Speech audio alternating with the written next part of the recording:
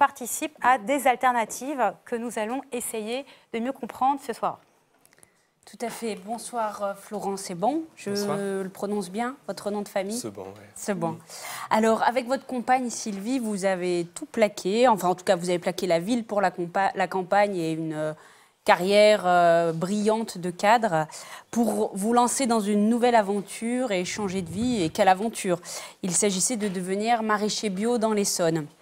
7 ans plus tard, votre ferme nourrit aujourd'hui près de 120 familles en fournissant des paniers hebdomadaires de légumes qui sont distribués donc en AMAP au travers de ces associations pour le maintien d'une agriculture paysanne.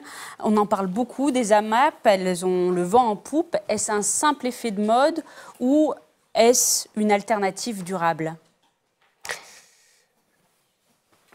Je pense que c'est un peu plus qu'un simple effet de mode. Ce qui me fait dire ça, c'est peut-être que à travers les AMAP, c'est pas simplement changer de méthode de consommation, mais c'est aussi changer de méthode de production. Donc finalement, à travers les AMAP, on a des citoyens consommateurs qui changent complètement la manière dont ils organisent leur alimentation, qui changent complètement la manière dont ils souhaitent organiser aussi leur territoire et qui reprennent un petit peu le pouvoir, notamment sur les systèmes agricoles qui sont à côté d'eux. Et en fait, cette reprise de pouvoir par les citoyens conduit à des changements importants chez les agriculteurs. Et lorsque les changements sont importants chez les agriculteurs, en général, c'est des changements durables, pérennes, parce qu'une ferme, on ne la change pas en 2 jours.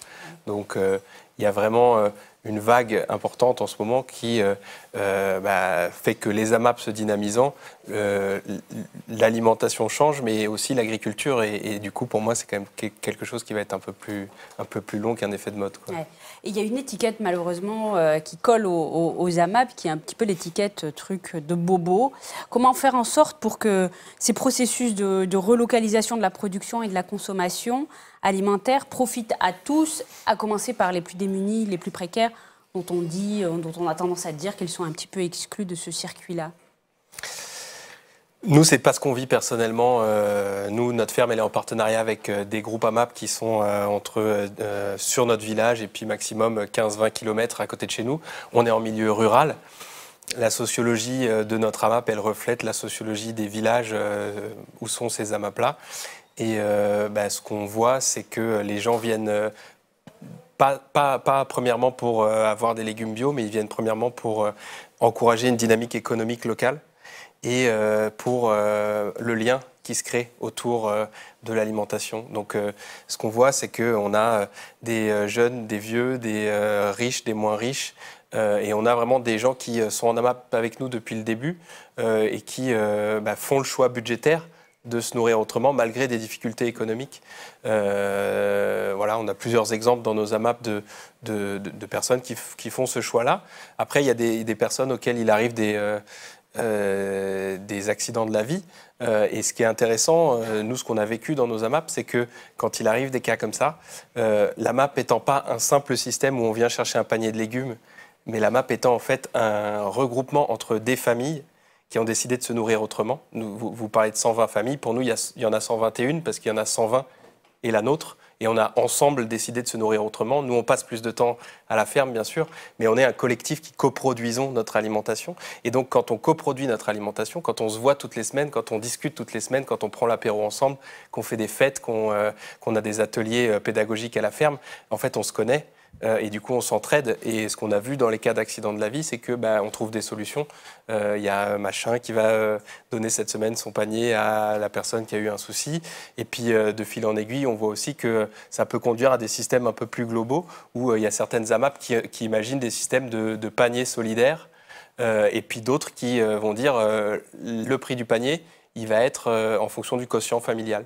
Donc en fait, étant un groupe, et pas un individu face à l'acte de consommation, on peut s'entraider, on peut imaginer des solidarités nouvelles. Solidarité au cœur de ce système.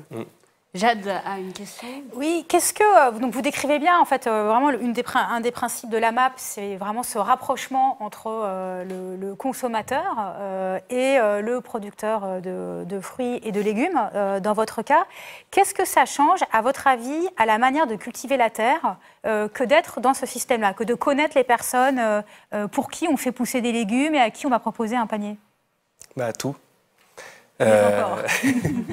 Nous, des exemples. Moi, avant de devenir paysan, j'avais cette espèce de caricature de l'homme blanc, seul, qui a plus de 50 ans et qui est voilà, dans son tracteur isolé à épandre des pesticides. Et du coup, ça me donnait absolument pas envie de devenir agriculteur parce que je faisais avant un métier où j'étais plus un métier de contact et je voulais pas ça. Aujourd'hui, on est 3 sur la ferme, mais on est en fait un groupe de famille. Il y a des gens qui viennent tout le temps dans le champ, qui échangent, qui nous posent des questions, qui préfinancent l'intégralité de notre récolte, donc qui nous assurent économiquement qu'on n'aura pas de soucis pendant une année. Donc c'est une sécurité financière pour vous? C'est une sécurité financière, c'est deux, du lien social qui fait que être paysan, même s'il y a des moments, là on est en hiver, la semaine dernière il gelait, on avait du mal à sortir les poireaux parce qu'il gelait, c'est pas toujours facile, mais en même temps quand le soir on a une vingtaine de personnes qui nous font des commentaires en disant ah ouais ça doit être dur, comment t'as sorti les poireaux, en fait notre métier reprend plein de sens quoi, et donc c'est sûr que ça nous pousse, nous, d'être sécurisés économiquement et socialement à produire autrement, à innover. Dans la mesure où toutes nos charges sont couvertes, tous nos salaires sont assurés pour une année, et par exemple, nous, on est dans un projet avec 4 fermes différentes pour autoconstruire un vélo-tracteur, chose qu'on ne ferait peut-être pas si on n'était pas assuré de vendre nos légumes et qu'on devait tous les jours appeler Rungis pour savoir si on pouvait caser une cagette de courgettes. C'est quoi un vélo-tracteur? En fait, on a conçu une espèce de grosse Rosalie à 4 roues qui nous permet de désherber avec de l'énergie vélo et puis une petite assistance électrique. Donc ça, c'est un projet de recherche où il y a une coopérative qui s'appelle Atelier Paysan et un collectif qui s'appelle Farming Soul qui encadre 4 fermes et qui nous permet de faire des comparatifs de comment on peut produire autrement. Mais c'est dans ces 4 fermes, il y en a 3 des 4 qui sont en AMAP et on sent bien que finalement l'AMAP nous amène cette sérénité économique et sociale qui nous permet de produire différemment. J'aimerais poser une dernière question avant que l'on se quitte. C'est la question de l'emploi, en fait.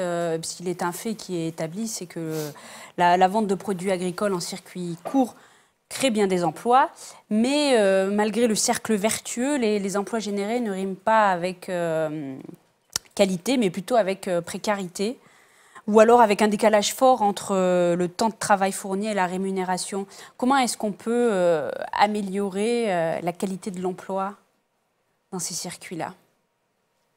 Pour nous, c'est en partageant toutes les discussions qui entourent notre ferme avec les citoyens consommateurs. Je vais vous donner un exemple précis. Nous, on a des conditions de travail. On travaille à peu près 55 heures. Parfois, on a plus de coups de rush, parfois c'est moins. Mais le métier est plaisant. Et du coup, on a eu une discussion avec les conseils d'administration des AMAP, les collectifs des AMAP, sur notre salaire et notre rémunération.